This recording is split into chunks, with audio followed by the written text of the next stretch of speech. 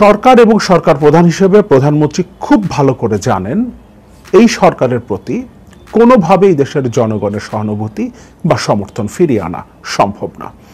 বাংলাদেশের মিডিয়া কিংবা বাংলাদেশ সরকারের ওপরে নির্ভরশীল হয়ে আন্তর্জাতিক বিশ্ব আর বাংলাদেশের পরিস্থিতিকে দেখছে না। তারা তাদের মতো করে তাদের সোর্সের তথ্য সংগ্রহ করছে এবং সেই অনুযায়ী তারা কথা বলতে শুরু করেছে এবং প্রধানমন্ত্রী শেখ হাসিনাকে অলরেডি একজন ডিকটেটর এবং অথরিটেরিয়ান গভর্নমেন্ট হিসেবে তার সরকারকে এখন যে ধ্বংসযজ্ঞ চালানো হয়েছে সরকারি বাহিনীর দ্বারা সেটাকে গণহত্যা বলছে আন্তর্জাতিক মিডিয়াগুলো।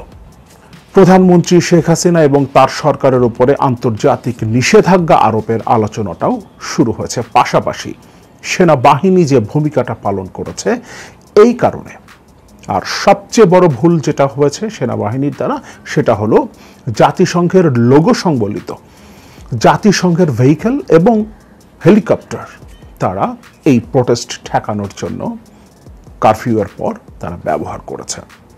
ফলে আন্তর্জাতিকভাবে জাতিসংঘের পক্ষ থেকে এবং গ্লোবাল ডিফেন্স কর্পোরেশনের যে রিপোর্ট সেইখানে বলা হচ্ছে ওয়াকারুজ্জামান বাংলাদেশের সেনাবাহিনীর নবনিযুক্ত প্রধান তার বিরুদ্ধে নিষেধাজ্ঞা আরোপের আলোচনাটা শুরু হয়েছে। একদিকে সেনাবাহিনী প্রধান এবং আরেকদিকে বাংলাদেশের প্রধানমন্ত্রীর বিরুদ্ধে আন্তর্জাতিক নিষেধাজ্ঞা, অল আউট নিষেধাজ্ঞা আলোচনাটা শুরু হয়েছে। আন্তর্জাতিক বিশ্বকে ম্যানেজ করবার জন্য সরকারের পক্ষ থেকে যতগুলো উদ্যোগ নেওয়া হয়েছে সবগুলো ফেল করেছে। বিশেষ করে কয়েকদিন আগেই পররাষ্ট্রমন্ত্রী বিদেশি ডিপ্লোম্যাটদের সাথে বসেছিলেন, তাদেরকে দেখানোর চেষ্টা করেছেন কিভাবে আন্দোলনকারীরা রাষ্ট্রীয় সম্পদের উপরে ধ্বংসযজ্ঞ চালিয়েছে, যে বয়ানটা সরকার এখন এস্টাবলিশ করতে চাইছে। কিন্তু বিদেশি ডিপ্লোম্যাটরা পররাষ্ট্রমন্ত্রীর এই বক্তব্য মেনে নেননি। গত কয়েকদিনে বাংলাদেশে ঘটা ঘটনাকে গণহত্যা বলে অভিহিত করেছে নিউ ইয়র্ক টাইমস। আমরা সেই রিপোর্টটা দেখব এবং এই রিপোর্টের সাথেই প্রধানমন্ত্রী শেখ হাসিনার বিরুদ্ধে আন্তর্জাতিক নিষেধাজ্ঞার যে আলোচনাটা রয়েছে সেই বিষয়টা নিয়ে আলোচনা করব। তার আগে গ্লোবাল ডিফেন্স কর্পোরেশন বাংলাদেশের সেনাপ্রধান ওয়াকারুজ্জামানের বিরুদ্ধে নিষেধাজ্ঞার যে আলোচনাটা করেছে সেই রিপোর্টটা একটু দেখি।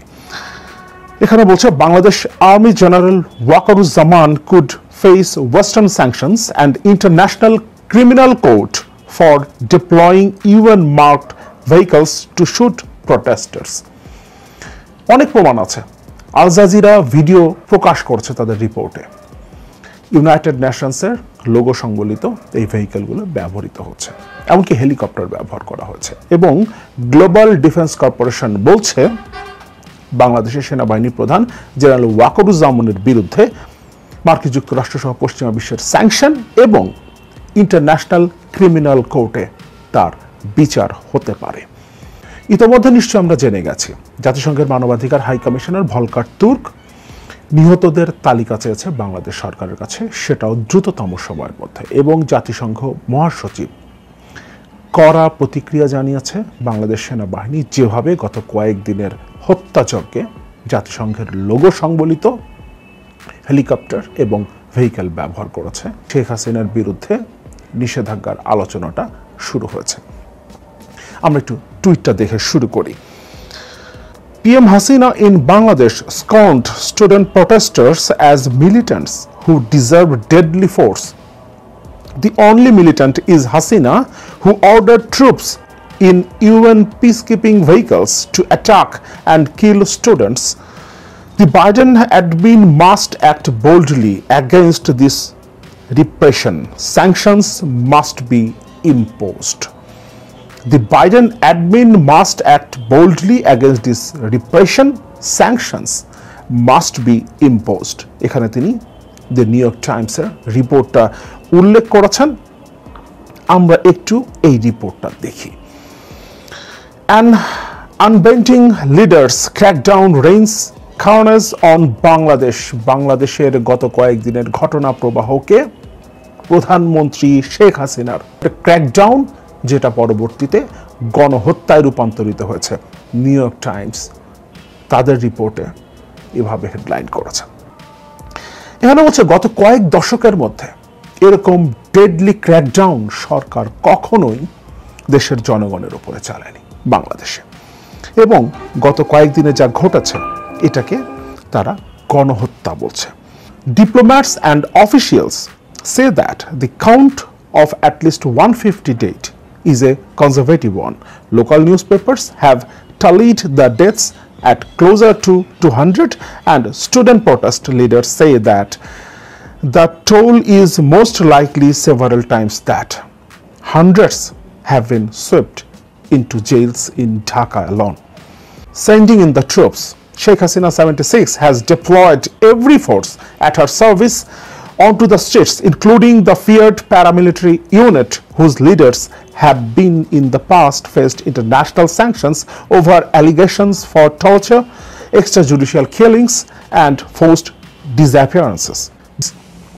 নিউ ইয়র্ক টাইমসের মতো পত্রিকার এই রিপোর্টে সরাসরি গত কয়েকদিনের ঘটনাকে জেনোসাইড উল্লেখ করা হয়েছে, গণহত্যা হিসেবে উল্লেখ করা হয়েছে, এবং এটা সরাসরি প্রধানমন্ত্রী শেখ হাসিনার নির্দেশে হয়েছে সেই কথাগুলো পরিষ্কারভাবে নিউ ইয়র্ক টাইমস বলছে।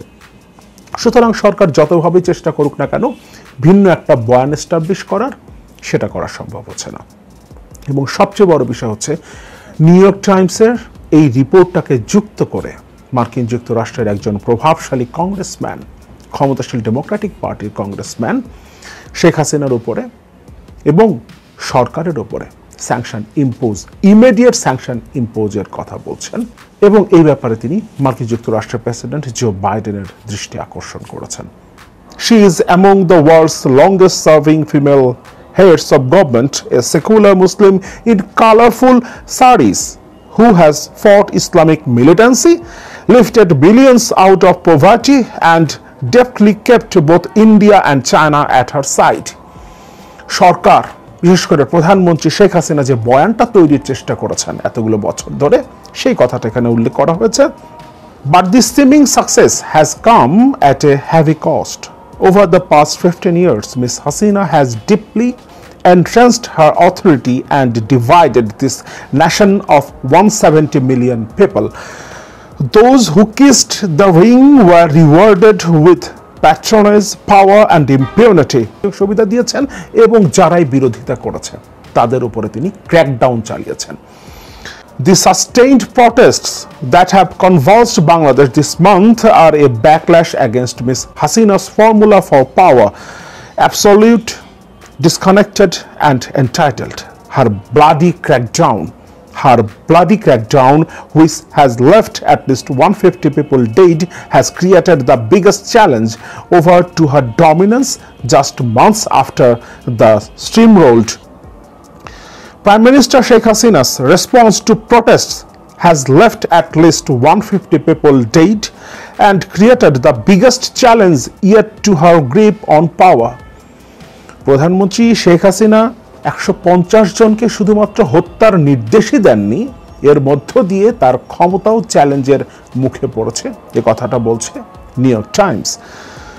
For those watching from outside, Prime Minister Sheikh Hasina of Bangladesh presents a compelling story to a fourth consecutive term as Prime Minister. It is a crisis largely of her own making, analysts said. The student-led protests. A curfew has been imposed. The military patrols the streets with helicopters, often circling above. The internet is blocked and phone calls are severely restricted.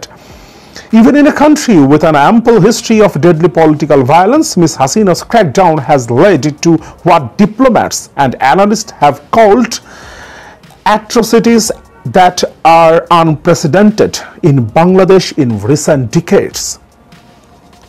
To many Bangladeshis, a line has now been crossed, and anger at the sheer carnage seems unlikely to diminish soon.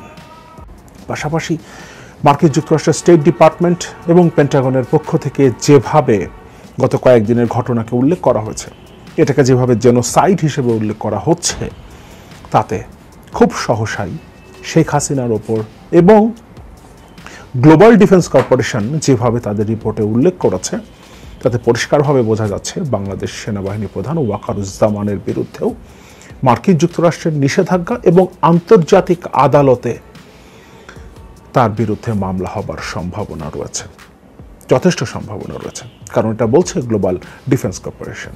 ফলে স্বাভাবিকভাবেই যে আন্দোলনটা শুরু হয়েছে, এই আন্দোলন বর্তমান ক্ষমতাসীন সরকারের জন্য সবচেয়ে বড়, গত 16 বছরের মধ্যে সবচেয়ে বড় চ্যালেঞ্জ তৈরি করেছে, এবং সম্ভবত this is the beginning of the end of Sheikh Hasina's regime.